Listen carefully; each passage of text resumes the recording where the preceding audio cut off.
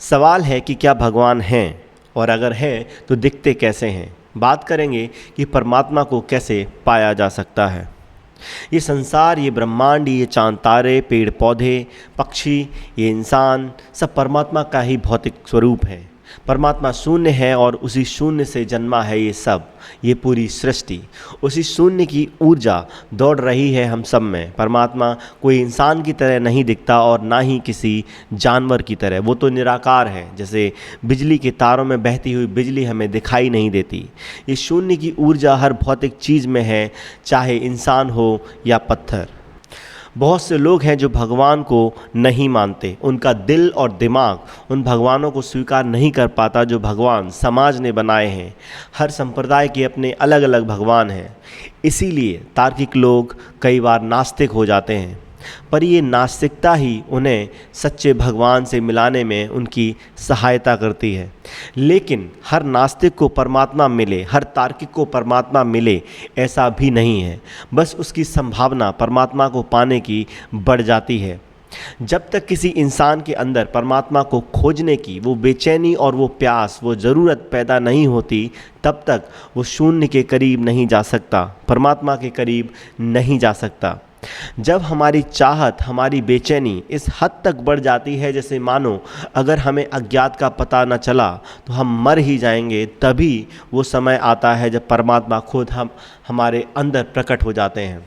वो जो संपूर्ण ब्रह्मांड को चला रहे हैं, हमें अपने गले से लगा लेते हैं। वो पल ऐसा होता है जिसमें हम मिट जाते हैं, जैसे बूंद सागर में मिल के मिट जाती है, और उसी पल हमें लगता है अहम ब्रह्मास्मि, मैं ही ब्रह्म हूँ। या फिर दूसरे तरीके से कहें तो मैं हूँ ही नहीं, सिर्फ ब्रह्म ही ब्रह्म है हर जगह। देखने वाला भी परमात्मा है और जो दिखाई दे रहा है वो भी परमात्मा ही है।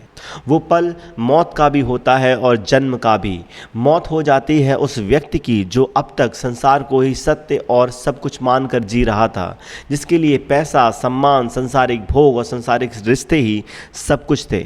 मिट जाता है वो जो कहता था मेरा नाम ये है, मेरी जाति ये है, मेरा देश ये है, मेरा धर्म ये है, मैं काला हूँ, गोरा हूँ, मेरे पास ये डिग्रियाँ हैं। परमात्मा से मिलने के बाद हमारी आंखों पर सदियों से पड़ी धूल साफ हो जाती है, हम कोरा कागज हो जाते हैं और हमारा एक नया जन्म होता है और जीवन का सारा खेल समझ आ जाता है। परमात्मा से मिलने का द्वार, भगवान से मिलने का द्वार हम सब के अंदर है, पर परमात्मा से मिलने की चाह सबको नहीं।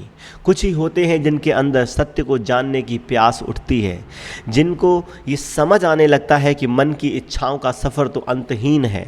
जहाँ से हम चले थे, सफ़र जहाँ से हमने शुरू किया था, आज भी हम वहीं के वहीं खड़े हैं। वो अशांति, अधूरापन, डर और चिंताएं तब भी थी और आज भी हैं। वो जिन्हें शक होने लगता है, डाउट होने लगता है कि कुछ तो भूल हो रही है जीवन जीने में, इसको समझने में, ऐसे लोगों का सफ़र परमात्मा की ओर शुरू होने लगता है और उनके लिए द्वार भी खुल जाते हैं। ये संसार एक माया है और हम सब इस माया के जाल में फंसे हुए हैं। हमने जीवन के इस नाटक को सच मान लिया है। हम ऐसे जी रहे हैं जैसे मौत कभी नहीं आएगी, जैसे सिर्फ दूसरे लोग मरते हैं और हम कभी नहीं मरेंगे। काम, क्रोध, लोभ, मोह और अहंकार की नशीली दवाइयों से माया ने हमको एक गहरी नींद में सुला रखा है, बेहोश कर रखा है, हिप्नोटाइज कर लिया है। हम एक गहरे सपने में जी रहे हैं और सपने की खासियत ये होती है कि जब तक कोई हमें जगाए नहीं, हमारी नींद को न तोड़े, तब तक हमें सपना सच ही लगता है। दो ही रास्ते हैं इस सपने से बाहर निकलने के। पहला, या तो कोई जागा हुआ व्यक्ति हमें जगा दे, या सपना इतना डरावना हो जाए कि हमारी नींद अचानक टूट जाए। इस बात से कोई फ़र्क नहीं पड़ता कि आप अमीर हैं या गरीब, अगर चाहत है, तड़प है तो परमात्मा मिल ही जाते हैं। राजा सिद्धार्थ को भी परमात्मा मिले और फिर वो भगवान बुद्ध हो गए। गरीब मीरा और कबीर को भी परमात्मा मिले और वो संत हो गए। मैंने अपने जीवन से जाना है कि परमात्मा की खोज में अक्सर वही निकलते हैं जिन्हें या तो संसार में बहुत दुख मिले या सारे सुख भोगने के बाद भी एक बोरियत, एक खालीपन उन्हें सताता हो। संत तुलसीदास की बीबी ने उनका अपमान किया, उन्हें छोड़ दिया तो तुलसीदास को राम मिले। बेअकल कालिदास का उनकी बीबी ने अपमान किया, जिससे उन्हें इतनी ठेस लगी कि उनका विवेक जाग गया और उन्होंने ऐसी ऐसी रचनाएं की जैसी रचनाएं बड़े बड़े ज्ञानी भी नहीं कर पाए। कई बार गहरा दुख या अपमान हमें अपने और अपने इस जीवन के बारे में सोचने पर मजबूर कर देता है और वहीं से हमारा विवेक जागना शुरू होता है। ये जीवन क्या है, मैं कौन हूँ, जीवन का क्या उद्देश्य है, ऐसे सवाल उठने लगते हैं। धीरे धीरे हमारा विवेक बुद्धि जागने लगता है और संसार की नश्वरता समझ आने लगती है। इसके पार क्या है, सत्य क्या है, इसको जानने की प्यास उठती है। मौत के बाद मेरा क्या अस्तित्व होगा, इसकी चिंता होने लगती है। जिसको एक बार परमात्मा मिल जाते हैं वो संसार के सुख और दुख से पार हो जाता है, वो साक्षी हो जाता है और दृष्टा होकर परम शांति का जीवन जीता है। मुझे सुनने के लिए आपका धन्यवाद। मैं हूं गौरव दुबे। मिलेंगे अगले वीडियो में। नमस्कार।